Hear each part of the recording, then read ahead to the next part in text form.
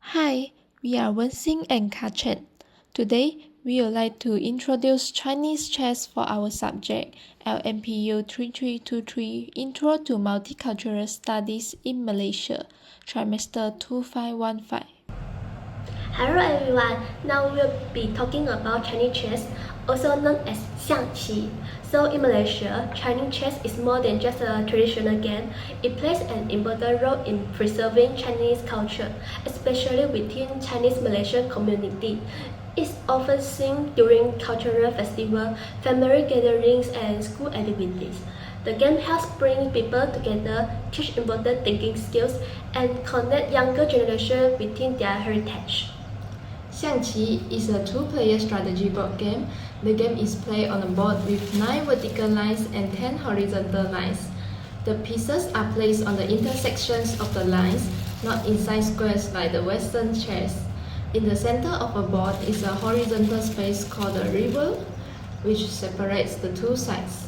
Each side has a square called the palace, which is the 3x3 area where the general and advisors stay. So each player controls 16 pieces, usually in red or black. The pieces include one general or king, 2 advisors or guards, 2 elephants or ministers, 2 horses or knights, 2 chariots or rocks, 2 cannons, 5 soldiers or pawns. Each type of pieces move in a unique way. The general of king moves one step at a time within the palace and cannot face the other general directly without a pieces in between. And the advisors of guard stay inside the palace and move one step diagonally. The elephants of minister move 2 points diagonally but cannot cross the river. The horses or knights move 1 point straight and 1 point diagonally, similar to an L shape. The chariots or rooks move in the straight lines across the board. The cannons move like carrots but cannot jump over one piece to capture. The soldiers of bronze move forward one step and after choosing the river can move sideways too. The main goal is to checkmate the opponent's general. That means putting the general in a position where it cannot avoid capture. Xiangqi has a long history, believed to have started during the Warring States period or Han Dynasty. Over 2,000 years ago, it was inspired by ancient Chinese military strategy and has spread to many parts of Asia. In Malaysia, the game is widely played by people of all ages. In Chinese communities, you can often see people playing Xiangqi in parks, tea houses, or outside temples. Many schools have Xiangqi clubs. There are local and international competitions. Organizations such as the Malaysian Xiangqi Federation help promote the game and train young players. Xiangqi teach many useful life skills, including passion, critical thinking, planning, and discipline.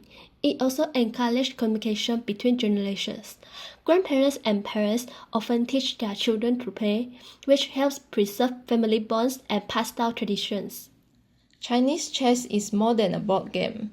In Malaysia, it is a symbol of cultural identity, education, and community connection.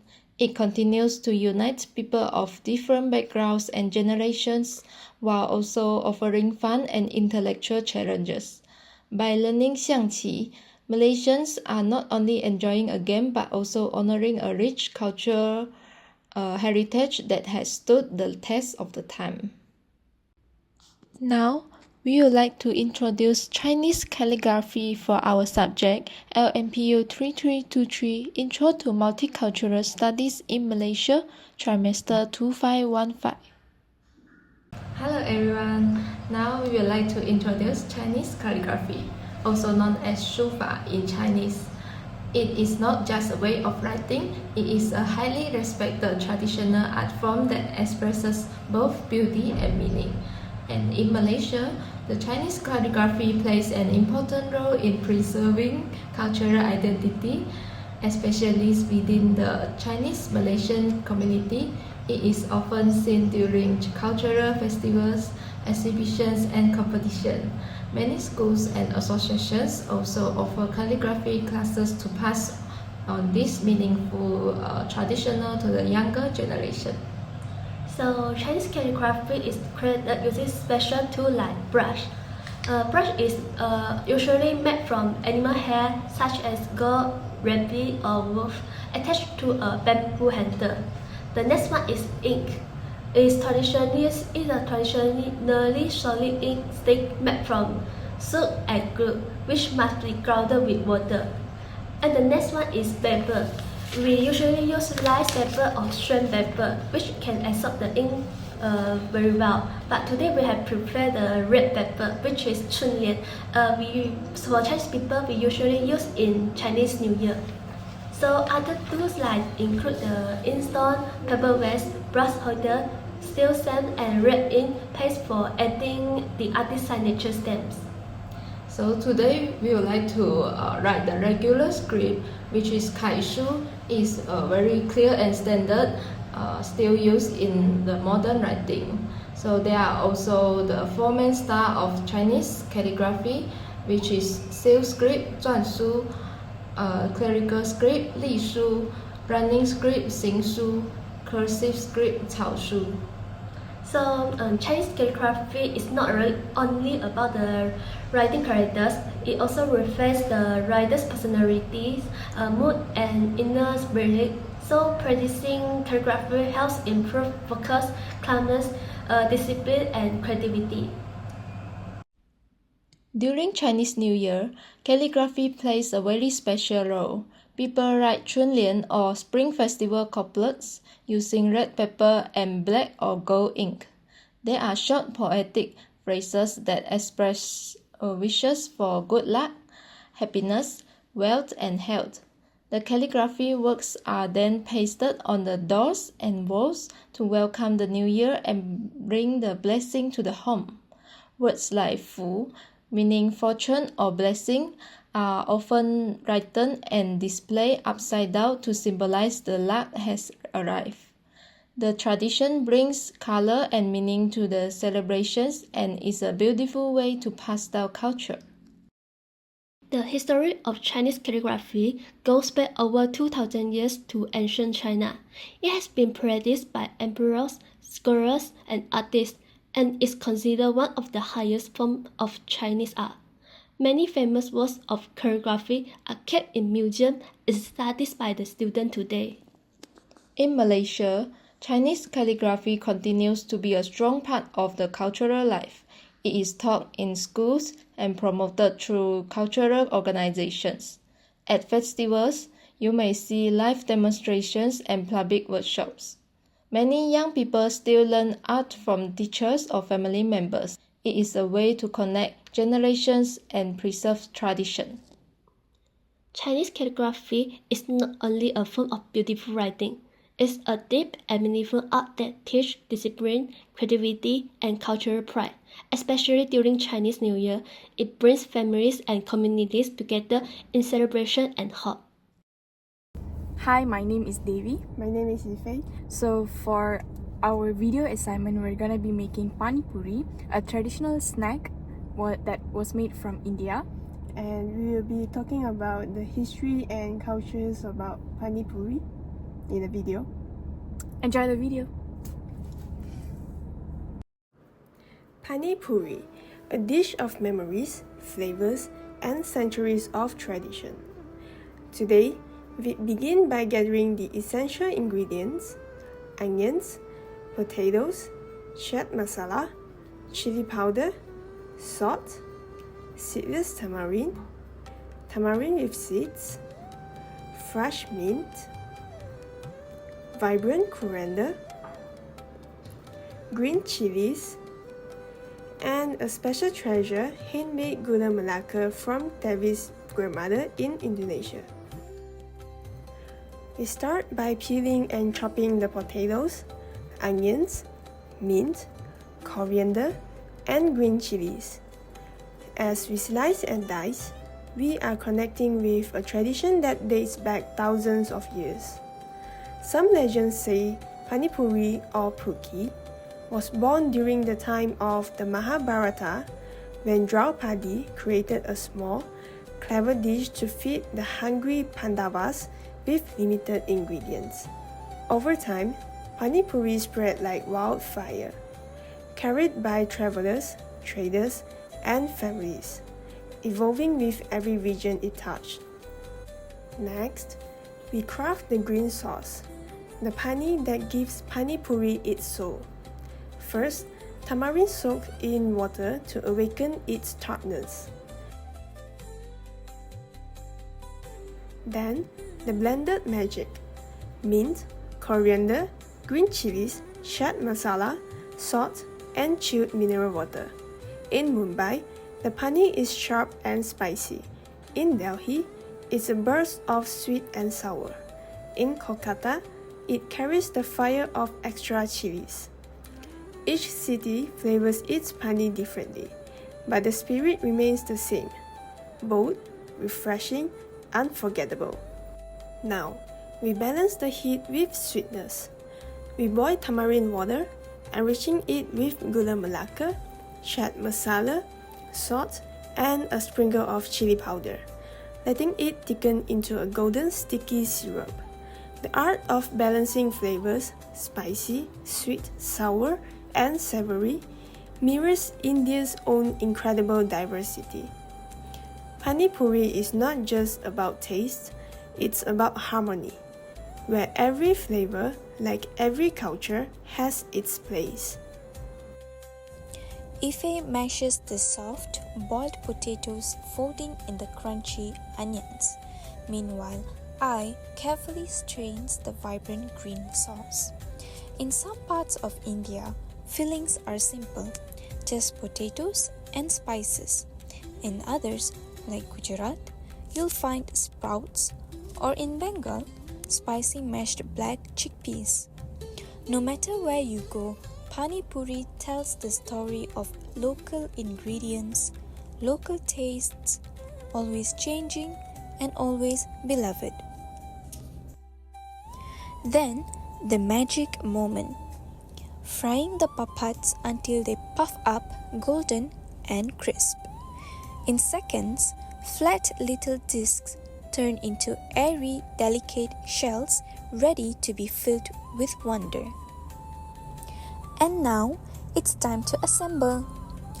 We gently poke a hole in the puri, stuff it with the savory potato filling, drizzle it with sweet and sour sauce, flood it with chilled green pani, and in one joyful moment, pop it whole into our mouths. Crunchy, spicy, tangy, sweet. A symphony of flavors exploding together. Across India, from festivals to family gatherings, from street corners to grand weddings, Pani Puri brings people together. It's more than just a snack. It's a celebration of life, of community, of the joy in the small moments. No matter where you come from, one bite, and you're part of the story.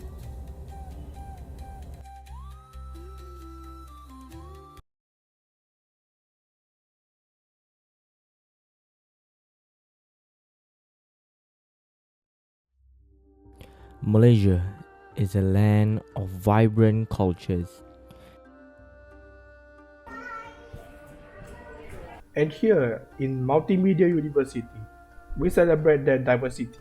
In this video, we, Malay and Chinese friends, will explore and demonstrate one of the most iconic traditional games in Chinese culture, Mahjong. Mahjong, or Mahjiang in Chinese, is a tile-based game that originated in China during the Qing dynasty. Its invention is often credited to the 19th century, possibly by Chinese soldiers as a pastime during the Taiping Rebellion. However, the game as we know it became standardized in the early 20th century in Shanghai. From China, Mahjong spread internationally in the 1920s. It gained popularity in the United States, Japan, and Southeast Asia, with each region developing its own variation and rules. Today, Mahjong continues to be a cherished part of a Chinese cultural heritage, often played during the family gatherings and festivals like Chinese New Year. Mahjong isn't just a game. It's a tradition that brings people together. It strengthens bonds across generations, teaches strategy, and is deeply symbolic in Chinese households. During Chinese New Year, playing Mahjong is believed to bring luck and prosperity. the sound of the tiles clicking on the table is a nostalgic reminder of home and celebration for many families. Let's take a closer look at the Mahjong set. It consists of 144 tiles, including 3 suits, dots, bamboos, and characters, number 1 through 9. There are also 4 wind tiles, east, south, west, and north, and 3 word tiles, Fa Chai, Chong, and Fei. In some variations, you will also find flowers and season tiles, which serve special scoring roles. The goal of the game is to form 4 sets and a pair, just like a poker hand, but with tiles. Mahjong is typically played by 4 players seated around a square table. Each player starts by drawing 13 tiles. On each turn, they draw a tile and discard one, aiming to complete their hand. The game involves strategy, memory, and even a bit of luck. There are many combinations and rules, and different cultures add their own twist to the game. While the rules may seem complex at first, the game becomes thrilling once you get the hang of it. In this clip, we demonstrate a simplified version of Mahjong.